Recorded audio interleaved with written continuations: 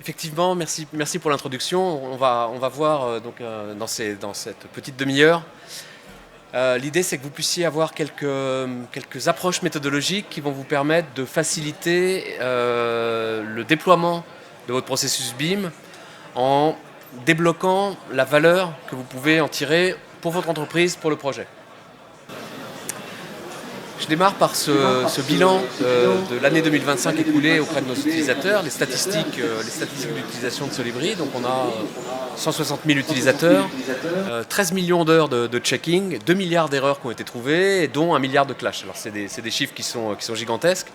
Et tout ça, évidemment, a un impact positif sur la construction, le fait de détecter ces erreurs-là et de les résoudre avant de les découvrir sur le chantier, parce que la coordination BIM sur un échafaudage, on sait tous que ça coûte beaucoup trop cher, et donc c'est une des sources potentielles d'économie qu'on va pouvoir trouver parmi d'autres dans la mise en place d'un processus BIM. Les 5 checks les plus utilisés dans Solibri en 2025, c'est la détection de collision, sans surprise, les espaces libres, les distances, les doublons, les objets cachés, qui faussent évidemment toutes les quantités, les vérifications de règles de construction, d'accessibilité, de sécurité incendie, de normes diverses et variées métiers qu'on peut intégrer dans l'outil, et évidemment le contrôle de données pour s'assurer de la conformité de vos livrables aux exigences diverses et variées des projets, des maîtrises d'ouvrage ou internes. Donc l'idée, c'est que on connaît tous dans la construction ce fameux trigramme qui est le temps, la qualité et le coût. Et évidemment, lorsque des erreurs sont présentes dans les projets, ça a un impact soit sur évidemment le calendrier, sur la qualité aussi, parce que encore une fois, de faire de la coordination sur un échafaudage, c'est pas la même histoire, et tout ça ont des conséquences financières, dont les causes sont assez diverses, et j'en ai retenu 6 parmi une quinzaine. Et on va mettre en place aujourd'hui dans ce petit atelier, je dirais quelques frameworks, excusez-moi pour l'anglicisme, une approche méthodologique qui permet justement de travailler sur ces points-là de manière à améliorer cet impact. Donc les 5 étapes, les voici, elles sont assez simples. Structurer les exigences tout d'abord, c'est-à-dire de quoi on a besoin pour pouvoir arriver à ces résultats.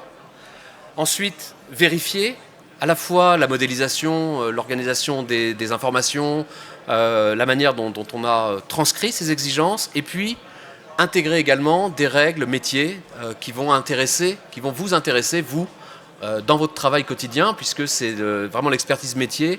À partir de plans, à partir de maquettes, il y a chez vous, chez chacun, se dire, à telle phase de projet, voilà ce qui est dû contractuellement, et voilà ce qu'on vérifie manuellement. Toute cette approche-là, c'est une approche que vous pouvez bien entendu avec le BIM numériser, automatiser, systématiser et mettre en place cette démarche d'amélioration continue qui va vous permettre justement d'être dans une dynamique, dans un momentum où on améliore finalement au quotidien. Le troisième point, c'est la gestion et la traçabilité des échanges. Le 4e point, c'est la planification du projet et la manière dont on synchronise ce BIM au projet, au calendrier du projet, mais aussi aux outils numériques qui sont existants. Donc on parle évidemment d'environnement de données la plupart du temps. Et le job de BIM management, de coordination BIM, de modélisation BIM, c'est d'être dans cette dynamique et d'animer cette dynamique. C'est-à-dire de ne pas se contenter, et c'est très difficile dans un planning de projet, de ne pas se contenter de voir le bout du tunnel, de faire le livrable et puis on lance et on prie. Non, il y a aussi une dynamique à avoir et cette logique à mettre en place que je vais détailler ici. Vous allez voir, j'espère que vous pourrez repartir avec des bonnes infos. L'identification, donc identifier et fiabiliser les données utiles, c'est assez simple. Enfin, ça va être détaillé en plusieurs étapes, mais l'idée c'est d'identifier pour vous, pour votre pratique et pour votre projet, les contrôles que vous souhaitez, qui vous font perdre le plus de temps finalement, que vous souhaitez donc systématiser. Donc ces données métiers, c'est des contrôles à réaliser la plupart du temps, puisque c'est un métier de conception qu'on a tous ici, concevoir et construire des bâtiments. L'idée c'est de pouvoir donc regrouper l'ensemble de ces exigences dans un... Alors là j'ai mis un fichier Excel, mais on peut parler d'autre chose. Ce fichier Excel, Solibri va vous permettre de le transformer et de le numériser avec un standard qu'on appelle le standard IDS, qu'on pourra discuter plus en détail si vous voulez nous rejoindre sur le stand Nemetschek. L'IDS va permettre de structurer la modélisation, d'une part, c'est-à-dire qu'à partir d'un IDS, on est capable de préparer la donnée avant son export. L'export IFC, donc, qui est fait après la modélisation, et on va combiner cet IDS et l'IFC dans ce Libri pour mettre en place les résultats de ces contrôles. Donc toutes les non-conformités vont être identifiées, rapportées et synchronisées, soit au travers de BCF, soit au travers d'API, vers les outils de modélisation pour mettre en place ce cycle d'amélioration continue. Donc ça, c'est la première étape, structurer les exigences. Petit zoom sur cette structuration des exigences et sur le format IDS. Vous pouvez scanner ce QR code.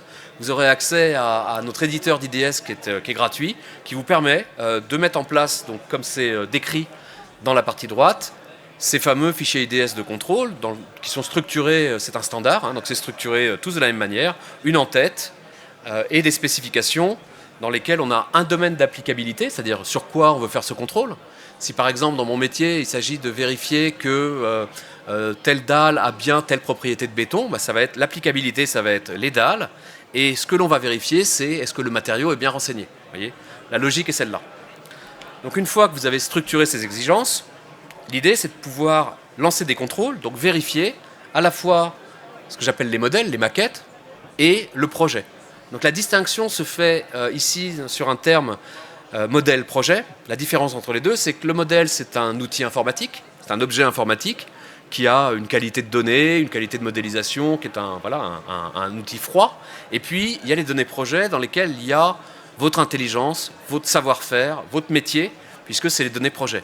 À savoir, est-ce que, justement, dans tel type de dalle, telle charge, est-ce que ça va marcher, est-ce que telle distance, etc., etc. Donc, en fonction de vos métiers, évidemment, le type de contrôle projet est très variable. Et c'est pour ça que c'est une approche qui doit être faite par chacun, finalement, pour y voir son propre avantage. Toujours dans cette partie de vérification, cette fois-ci on est dans la vérification du projet, où là on va faire des vérifications métiers, c'est celles dont je vous parle depuis tout à l'heure qui sont illustrées ici, c'est-à-dire vérifier que devant des espaces techniques on a les aires de manœuvre, vérifier des clages, vérifier des chemins de câbles, des compatibilités de chemins de câbles avec des réseaux d'eau, etc., etc. Donc c'est vraiment de l'ingénierie finalement que vous allez numériser au travers de ce processus. Ensuite, la traçabilité des échanges, ça va vous permettre, depuis ces fameux contrôles de projets et de modèles, de mettre en place la boucle d'amélioration. Depuis la vérification, on va ensuite communiquer avec une synchronisation qui se fait soit par le BCF, donc qui est un standard Bulnik Smart, encore une fois, de communication des problèmes qu'il peut y avoir sur des projets, ou directement via des intégrations à d'autres plateformes ou à d'autres outils que vous utilisez probablement déjà au sein de vos pratiques, via des API. Ici, donc, on met en place une boucle de rétroaction grâce à cette communication. Dans la planification et la synchronisation, ici, on n'est plus tellement dans les outils, on est plutôt dans la gestion de projet, du pilotage et de la gestion de projet. J'ai pris comme exemple ici le SIA, donc vous connaissez tous parfaitement, SIA 1, 2, 3, 4, 5, et dans chacun de ces phases, vous avez des objectifs. Par exemple, SIA 2, on a une faisabilité détaillée à produire et une estimation des coûts à réaliser. Pour qui ? Ça va dépendre. Donc le maître d'ouvrage va avoir une vision et des objectifs pour son SIA 2 qui ne seront pas forcément les mêmes chez un architecte, chez un bureau d'ingénierie, etc. Ça ne veut pas dire qu'ils sont incompatibles, ça veut dire qu'ils sont différents. Et donc l'idée, c'est de se dire, de fixer en action, on verra après sur les actions que vous pouvez mettre en place dès la semaine prochaine pour mettre en place et mettre en œuvre cette amélioration. L'idée, c'est de se dire, je vais prendre l'usage BIM, par exemple, 2.1, ici, et on reprend les 5 étapes qu'on a vues ici, c'est-à-dire identifier les points à contrôler, comment on s'assure des coûts, comment on vérifie que les coûts sont bien dans la maquette et qu'ils sont ensuite dans la marge acceptable. Donc vous voyez, il y a ici une réflexion à se dire, qu'est-ce qu'on veut vérifier ? Une fois qu'on s'est dit qu'est-ce qu'on veut vérifier, on va se dire, qu'est-ce qu'on va contrôler ?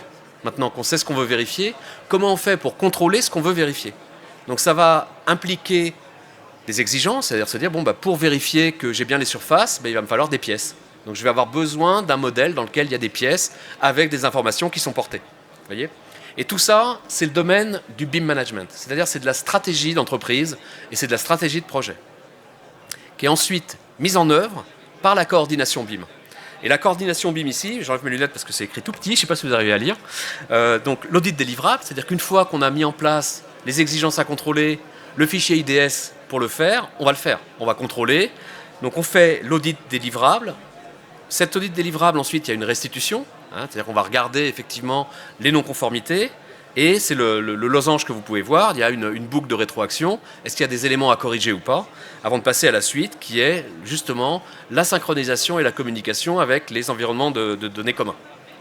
Et enfin, l'idée tout en vert en fin de phase, c'est de pouvoir faire le bilan et se dire, ok, on a réussi à mettre ça en place, ça a fonctionné, passons au sujet suivant. Il ne faut pas essayer de tout traiter en une seule fois. C'est vraiment...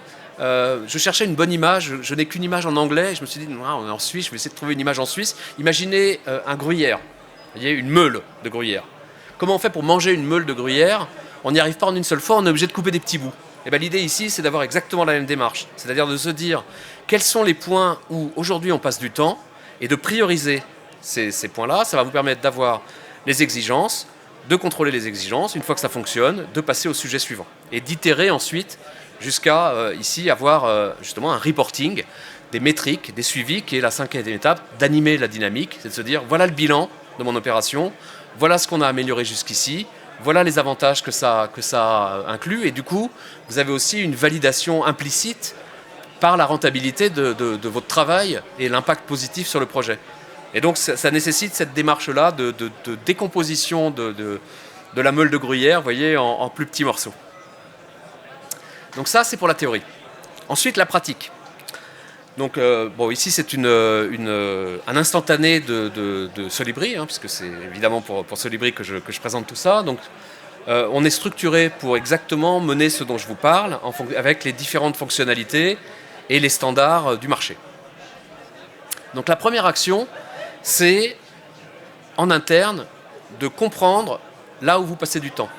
Pour ça, vous allez réunir les équipes, donc l'équipe BIM si vous en avez une, et puis l'ingénierie, les architectes ou la maîtrise d'ouvrage, c'est-à-dire l'organisation en interne chez vous, pour savoir, il y a d'un côté, il faut casser justement ce côté geek BIM d'un côté et métier de l'autre. C'est une dichotomie qui n'a pas lieu d'être. On est tous dans le même bateau, et les équipes BIM sont en support des équipes métiers, voire sont des équipes métiers avec un changement de casquette. Donc l'idée, c'est de réunir tout le monde, de réfléchir et de se dire, voilà, trouvons 2 contrôles, trouvons 3 contrôles qu'on a besoin de faire systématiquement, mettons en place un IDS, et voilà, première étape, 1h30, vous mettez ça en place. Deuxième étape, on va tester l'IDS. Donc on va tester, on va charger une maquette, ce qu'on aura fait ici de mettre en place un IDS, on va le charger, faire des contrôles, et on va regarder dans le listing des résultats de l'IDS, qu'est-ce qui effectivement, comme erreur, a été détecté de manière automatique. Ça nous permet d'itérer, d'affiner finalement étape 1, étape 2. Étape 3, les itérations, donc corriger, recontrôler. Toujours, cette fois-ci, c'est la partie BIM qui s'occupe de ça, donc les coordinateurs, les BIM managers. Et l'idée, c'est de fiabiliser les contrôles, être sûr que cette méthodologie fonctionne, est réplicable, et quitte à faire des V2, V2.5, etc., de ces contrôles, de ces rapports, et du reporting qui va avec. Quatrième étape, un bilan. C'est ici qu'on va, encore une fois, après une semaine, voir ce qui a fonctionné, ce qui n'a pas fonctionné, toujours avec les mêmes contributeurs, et s'assurer de l'engagement du métier pour voir si les contrôles qu'on avait imaginés au départ avec eux sont effectivement bénéfiques pour la pratique. Cinquième, ça fonctionne, on rajoute, encore une fois, les routines de consolidation pour pouvoir ajouter des nouveaux contrôles, pour au final... l'idée, c'est en quelques heures sur une première semaine, pouvoir avoir ce qu'on appelle un MVP, c'est-à-dire un Minimum Viable Product, c'est-à-dire quelques contrôles simples, 2-3 au départ, 3-4, j'ai mis ici, mais voilà, entre 2 et 4, disons, et surtout d'avoir mis en place cette démarche de se dire, on réunit tout le monde, on réfléchit sur le contrôle, on met le contrôle, on teste, ça fonctionne, l'idée c'est quand même que ça fonctionne, et on passe au suivant. Vous voyez, c'est de mettre en place cette routine d'amélioration continue. Et c'est ensuite les prochains sprints et les prochaines étapes à ce sujet-là. Et je crois que je termine là-dessus la présentation avec évidemment une petite synthèse de tous les bénéfices à utiliser l'excellente solution que je représente qui s'appelle Solibri. Merci.